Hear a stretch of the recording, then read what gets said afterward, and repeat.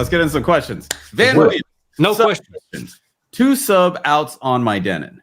Is it better to run 4 subs off 1 than to daisy chain them? Use both outs and do 2 each. So I guess he was trying to split the signal, I guess, from the receiver itself on the first one. Is it better to run all subs off of 1 output or go sub 1 to subwoofer 1 and then daisy chain from subwoofer 1 to 2 and then take the second subwoofer output and then go to sub 3 and then daisy chain to sub 4? I got an answer for him. Do it. All right. I think that if your Denon has the ability to use something like Dirac Live bass control, where it can fully EQ each sub independently, then you probably want to use each connection. It probably doesn't, because I think those typically have 4 sub outs, right? When they have Dirac Live bass control, they have the 4 sub outs. So in that case, it doesn't matter whether you run, you use a splitter, you daisy chain them, you're just using one LFE channel out, in which case my recommendation would be to use something like the Mini DSP 2x4 HD, have the LFE channel go out to that, and now that has 4 outputs, but then you can EQ each subwoofer independently, time align them, use something like multi-sub optimizer, which is free, but it requires a lot of, it requires you to know what you're doing. A lot of work. You can really tune all the subs for either one listening position or multiple listening positions. So that would be my recommendation if you're willing to do that. But otherwise, if you're using a Denon where it's just splitting off those 2 and giving you minimal control over them, I think the 6700H that I have has 2 sub outs. Where is he? Oh, he says, I don't know what I'm doing. Yeah. Oh, wow. Yeah, okay. I don't know what I'm doing. Okay. So, yeah, in that case, what you kind of want to do is just make sure that the subs aren't fighting each other. And, there are some simple ways to do that where, you can just play some pink noise and then adjust the phase on the back of one of the subs and make sure that it's not competing with the other one. Make sure that it's as loud as possible at your main listening position. That's one way, a very simplistic way. There's more advanced ways to do it. And, make sure that the levels are the same, kind of basic stuff. If you want to get into REW, then you can actually start measuring those things and making sure that the phase alignment is correct. They have a feature in REW that allows you to do that pretty accurately. But yeah. Reverend Slim says, if each pair of subs is at similar distance, 2 sub outs. Otherwise, Mini DSP. Well, there you go. Yeah. Yeah, just because the Denon, what it allows you to do is pretty limited. I think it allows you to set levels on each one, but it doesn't do EQ on each one. I don't even know if that it does separate delays. It doesn't. Each one. You can't. No? Okay. Okay. Next question. Well, corner placing dual subs, they are dueling. On guard. Dual subs still sound boomy, even if you're using room calibration. In my Marantz, for example, or would it benefit from lower extension and better overall response? Boomy. So basically what to call is he's adding some room gain or barrier gain. So we're boundary gain. If you're using better benefit from lower extension and better. I don't know why does it sound boomy?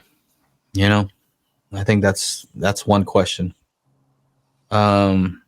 Sometimes people may associate deep bass extension with boominess, right? Sometimes I've seen that happen. I think a lot of times it's just a matter of it not being properly time and phase aligned to your main speakers. So when the bass hits on your main speaker, your sub needs to hit at the same time. They need to sound the same, and they have to be in phase to each other. If they don't, then you're gonna hear it, right? You may not notice it because it's like we're talking about milliseconds of difference. But if it's slightly off, it's gonna sound smeared. It's not gonna sound like one hit. So it has a lot to do with calibration, right? And proper calibration will take out any extra bass that's maybe too much bass. So he says everyone always says corner loading causes boomy bass, et cetera, et cetera. I have mine in the corners. I have my subs in the corners. That's actually Todd Welty from Harman. He did research where they're trying to find out where the best placement is for subs and how many subs would be the best, right? And I think the consensus was 4 subs is the best. Above that, you start hitting diminishing returns like crazy. And the placement for those 4 subs would be in the corners if you want the most room gain. But you'll still get an even response, assuming like a rectangular room, right? But if you wanted better seat-to-seat consistency, meaning every seat has even bass, then you'd put the subs mid-wall on each wall. Now that's kind of weird because you'd probably have a TV, right? So you can't put a sub mid-wall there. Yeah. But that one has the best seat-to-seat consistency, but you sacrifice a little bit of extra room gain being mid-wall. So there's nothing wrong with corners, right? A lot of people recommend opposite corners, one in the front left, one in the rear right, and then on the you get what I'm saying. So there's nothing wrong with corner loading. Where else are you going to put it? You can put it some random place. I wouldn't put it 3 feet away from the wall. I wouldn't do that. You can put it behind your seat like I have it. So you're kind of limited. You're probably going to put a sub against some wall. Yeah, you're going to have to. Yeah. All right. I see a lot of people putting it like 3/4 of the way or a third of the way on the wall. You have to make sure that that's actually a good place. Like in my room, if I put it like a third of the way into the wall, I'm putting it into a null now. My listening position, I'm getting a huge dip in the response. Yeah. So what do you think, Aaron? You think corner loading subs is okay? Not okay? I think it's okay. I don't know if there's a good spot for any subwoofer in any room, really. It might. I mean, it might be like an earlobe off. Yeah, probably so. In your measurements, you're just trading off one thing for another. 50 hertz boost at one point, 30 hertz boost at another one. You're just trading stuff off. But corners do seem to work pretty well. You get extra gain, so that helps. There you go. Some of these other guys are saying that Boomy Denon Marantz dynamic EQ can. Yes, correct. Ripe Wave. What's up, Ripe Wave? Yeah. The dynamic EQ basically is that the loudness one, where as you turn it down, it keeps the bass level up.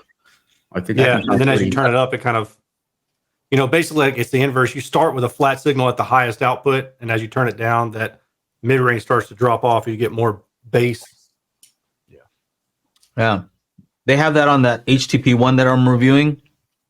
It's like a loudness button. And what's cool is like they give you 2 options. One is vintage. So I assume that that's like the Fletcher Munson curve. And then one that's, what is it called? Hold on, I'll tell you right now. We'll get super nerdy here.